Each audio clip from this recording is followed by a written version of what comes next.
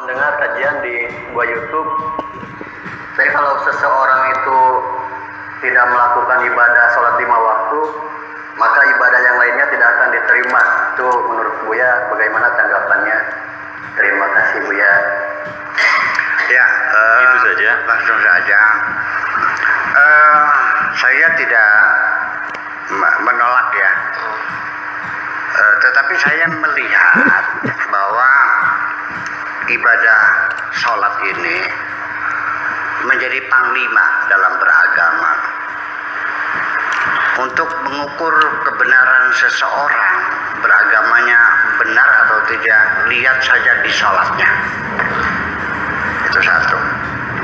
Yang kedua, bahwa sholat itu adalah tiang agama.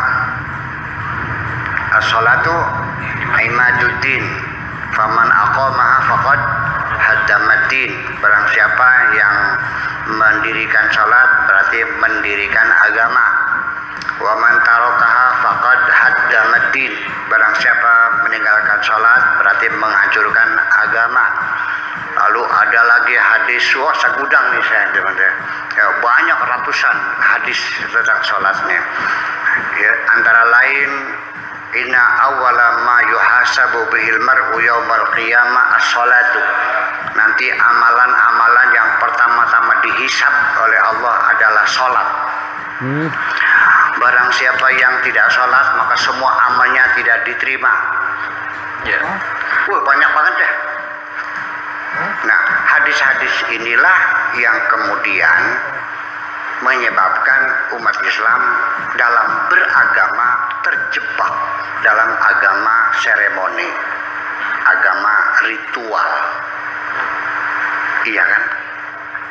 Nah, agama spiritualnya lepas, agama sosialnya lepas. Mana buktinya agama sosialnya? Berantem kok perang saudara sampai sekarang. Apakah dibenarkan umat Islam saling bunuh-membunuh?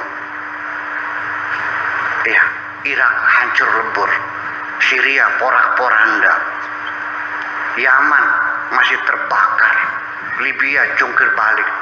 Ini bukan sekarang, dari zaman dahulu kala umat Islam saling bunuh-membunuh itu.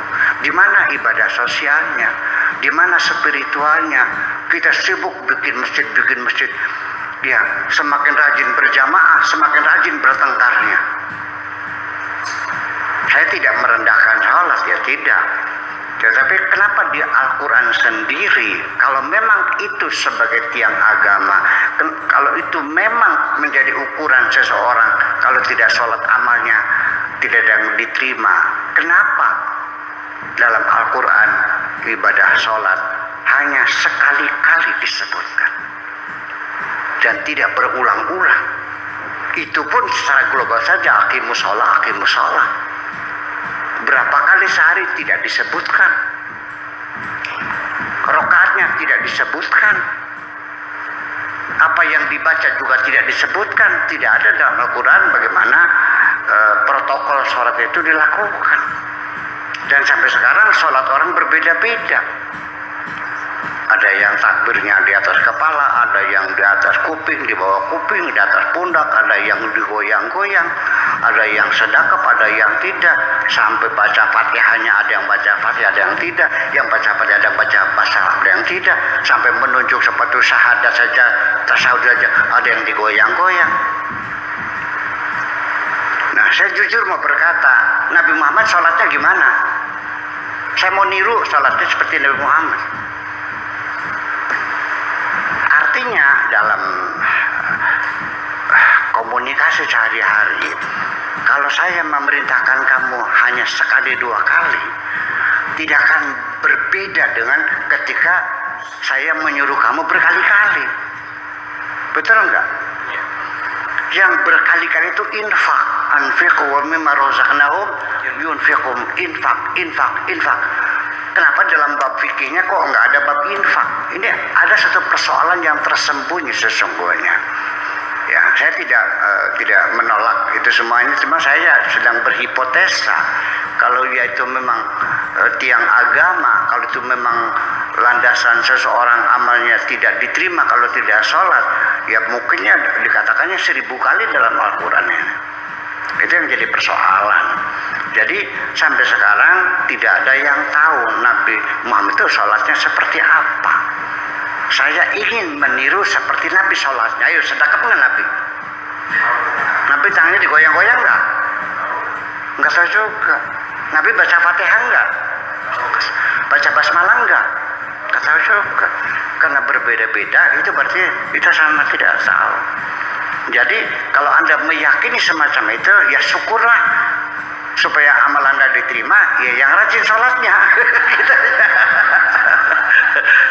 Iya, jadi artinya saya juga secara logika sederhana sering saya mengatakan, untuk mengukur kebenaran seseorang zaman sekarang, nggak usah di kepintaran ngajinya, nggak usah di wiridannya, nggak usah di puasa, nggak usah lah, nggak usah di kedermawanannya, nggak usah. Anak muda zaman sekarang asal mau sholat 5 waktu saja sudah paling hebat sekarang. Salah nggak kan? Ya, jadi saya tidak menyalahkan itu, tetapi bahwa sholat menjadi panglima dalam beragama itu menyebabkan akhirnya kita terjebak dalam agama seremoni semacam itu. Nah, sehingga ini konsekuensinya, kalau orang itu tidak sholat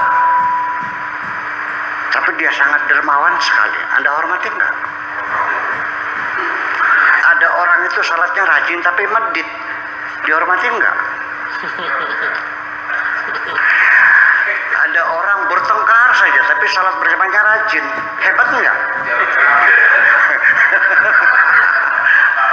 Nah, itu kan kita berbicara dengan logika yang sederhana saja semacam itu. Tetapi saya tidak merendahkan, saya tetap mengagumi, saya menghormati, dan saya menyanjung orang yang sholatnya rajin. Itu aja persoalannya.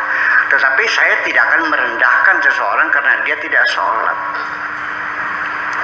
Nah, sekarang kalau orang beragama lain gimana? Anda hilangkan semua kebaikannya karena dia agamanya lain gitu, dan dia tidak perlu menghormatinya. Nah, ini kan jadi persoalan.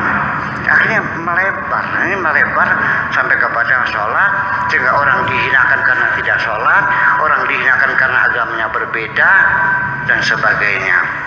Saya dalam beragama seperti ini. Ketika ada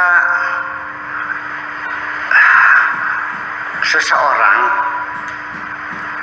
menjelek-jelekan agama saya, menghinakan Nabi Muhammad, mencaci maki Al-Quran, saya akan balik badan. Saya tinggalkan. Sampai kapan nanti? Sampai dia berbicara urusan yang lain. Wa idza ra'aita alladziina yakhuduna fi ayatina fa'rid 'anhum wa la taqud ma'hum hatta yakhudu fi haditsin ghairi. Ini Al-Qur'an.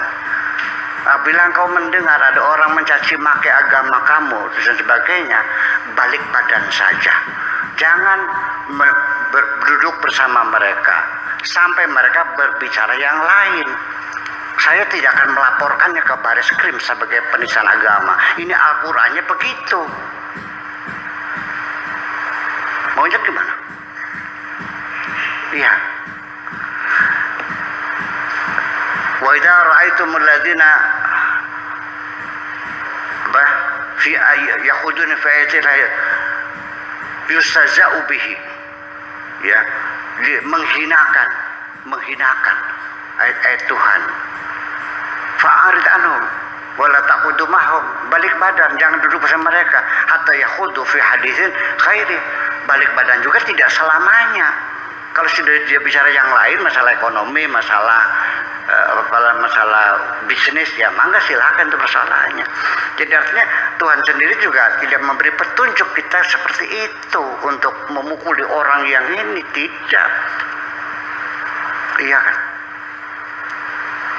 Tapi kan ada undang-undang penistaan agama kan. Itu terserah kamu. Kalau saya mau ikut Al-Quran aja lah, maka segitu aja.